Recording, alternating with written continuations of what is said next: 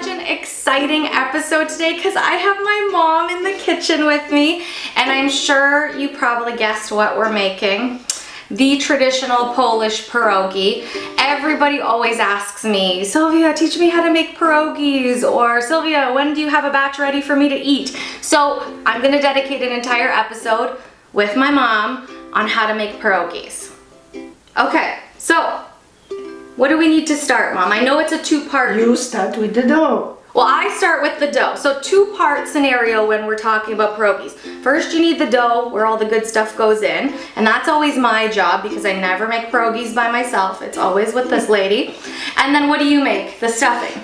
Yeah, I'm making the stuffing. Okay. Potato and cheese. Potato and cheese. That is your classic pierogi. Now, there are lots of different variations, but we're just going to stick with the one today because this is a labor of love, people. It is very easy in terms of ingredients, but you gotta put some muscle into it. Okay, so Mom, when I start making the dough, I use my handy dandy measuring cup, which is a cup, and I don't actually measure anything, like I said. That's why I'm not a baker and I just cook because you can eye out everything. So I'm just gonna put a bunch of flour. So that looked like maybe 2.5 cups, so maybe that looked a little more. A little more for my potatoes. Yeah, you need more. Okay, so this is why I have her here, because I need to know by eye what it looks like, and then we have to salt. A little bit. Okay, so not much. Like I have to. Like that? Yeah, that's it. Okay. See, very key measuring tools here. And the eggs. Okay, so now, Mom, not everybody puts eggs in their pierogi dough, right? I know. But they are better. I think it's better because when I have perfected the dough recipe, I've always used an egg, and that's just the way it works. So we're gonna go with 1 egg and then water, plain old tap water. So I'm just gonna pour it in and give it a little swim. And then we can keep a little bit of water just in case the consistency isn't right. Now I know fancy people out there, you have all these nice mixers and things that you can combine ingredients with, but us ladies, we like to do things by hand. Only by hand, right? That's good. So we're gonna get these paws dirty, and I'm gonna start mixing this all together, and it's literally just keep mixing until you get a dough formation. Okay, so I'm getting my hands dirty and I'm making the dough. And while I'm doing that, Mom, what are you gonna do? I will have to mash my cooked potato. Okay. Smash them. So, I like all the noise. So, all I did was peel and boil the potatoes in salt water. And now we need to mash them up a bit. Put some muscle into it, Mom. No.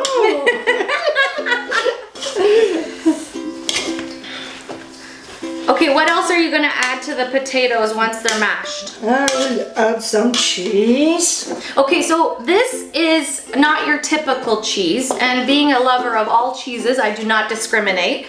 Traditional Polish pierogies have condensed cottage cheese with potato in them. So you can buy that at pretty much any grocery store, or if you want to go to a European store, you can also do that. Now my dough has formed into a nice ball so far, but it's a little bit wet and sticky. So I saved a little bit of extra flour just so that you can eye it out and keep it going.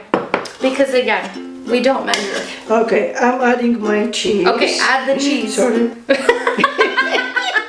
Did you drop some on the floor? That is cheese waste right there. Oh gosh. Sorry. I'm not gonna do the 5-second rule on TV. Okay. And I'm putting some salt and pepper.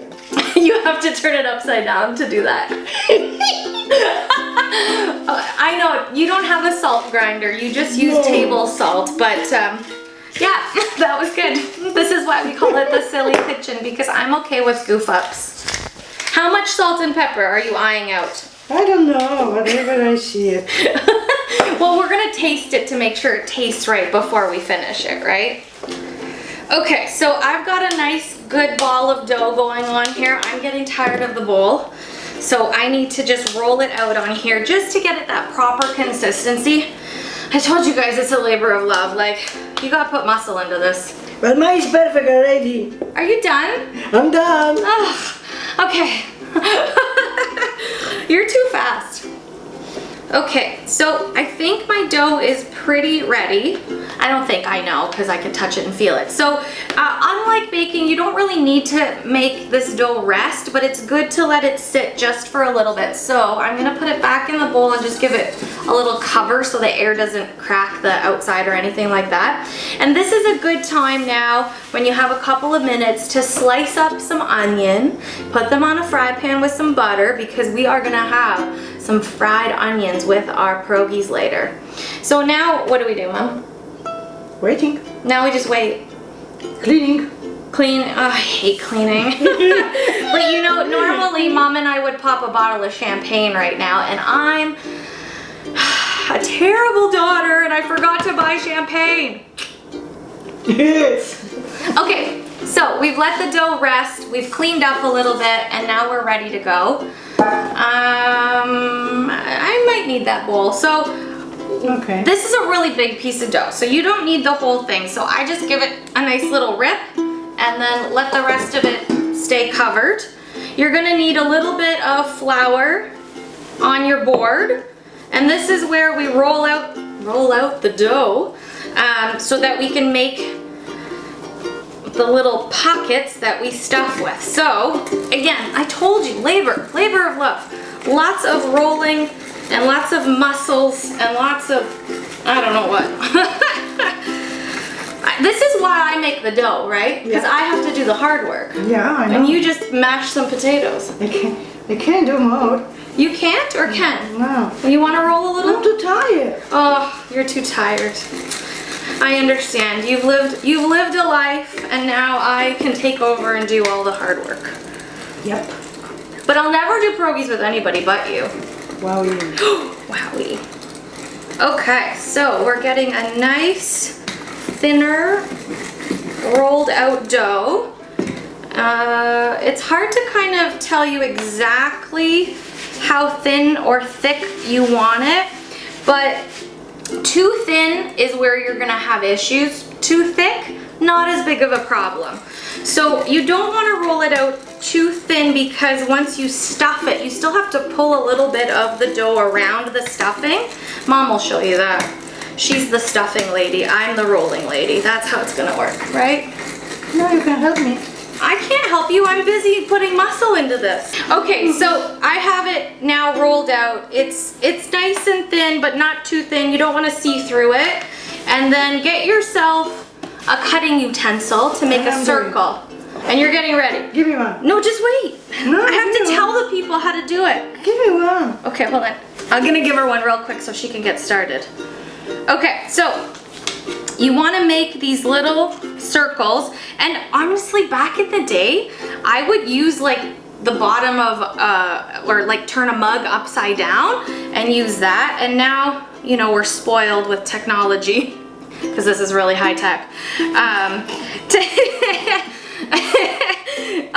To have these perfect little cut circles. I mean, they have machines that do this in the factories, but again, homemade pierogies, they taste way better. So now you have just the scraps left over. Mom already made 8 pierogies in 30 seconds. She's like a machine. When you have a mom like my mom, you don't need a factory to make pierogies because she's her own factory.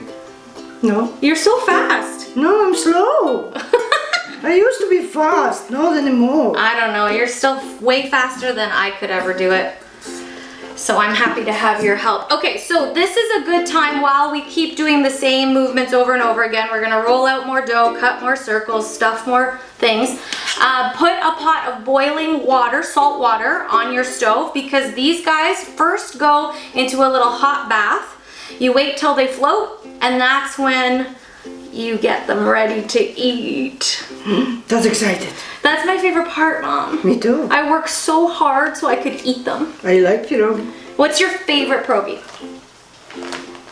Sauerkraut. Oh, okay, so here's the thing. You could pretty much make a pierogi out of anything, but traditionally, outside of this one, the next most popular is sauerkraut pierogies, and they're so good. We only make them at Christmas, really. Only. Ugh. The other thing that I made this past summer was apple pie pierogies. So you can do a lot of different fruit pierogies. I like apple with cinnamon and sugar. You can also do plums, we did. Sure. Blueberries. Cherry, blueberry. Blueberries make a mess though. Yeah. I like things that don't make a mess. Okay, so we're gonna keep making these. Because realistically, if you're gonna put the effort to make a few pierogies, you have some for tonight and then you wanna freeze them for later. So I don't make 12 pierogies and quit. I make 12 pierogies and eat them and then keep making pierogies so that I have some for next week and the week after.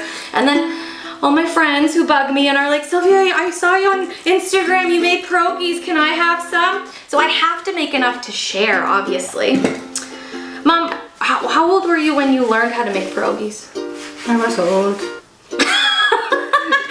So like I never want to learn anything cooking. I was bad girl. well, how old was I when I learned how to make pierogies? Right away. No, I started making pierogies with you like in my 20s. No, really. How old were you? I was like 25. And who taught you how to make them? My mom. Your mom? Oh, your mom made the best pierogies. I know. Okay, well, you make the best pierogies, but my grandma, she made pierogies. They were like little 2-bite pierogies and stuffed perfectly. I don't even know how she did it. She was so fast. She was very fast. Oh my gosh, Mom, you're just standing there waiting for me. And give me some. Give me, I will do it. Okay. Ugh, is it good? People say I'm impatient. Where do I get it from? Okay, so Mom, you keep stuffing these because you're so fast. I've already got a pot of boiling water going, so we're gonna head over with the pierogies that we already have made and throw them in their little hot steam bath. All right, so I brought my little potato pockets over to the boiling water. You can see it's steaming. Now, you don't wanna just like drop them in there because I have done that before and ouch.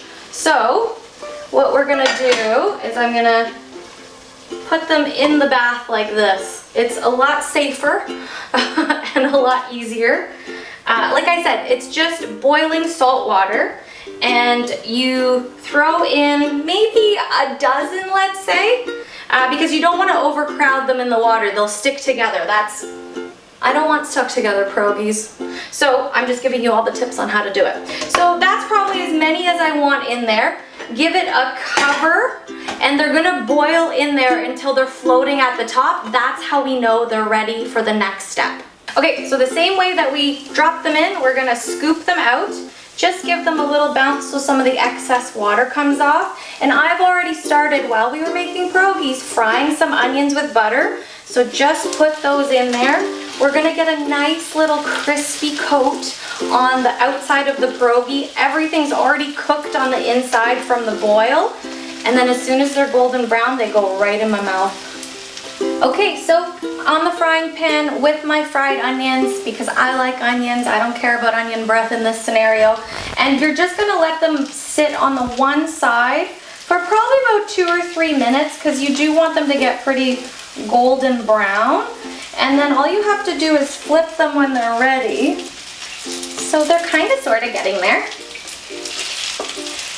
I'm impatient, so I'm just gonna start flipping them now.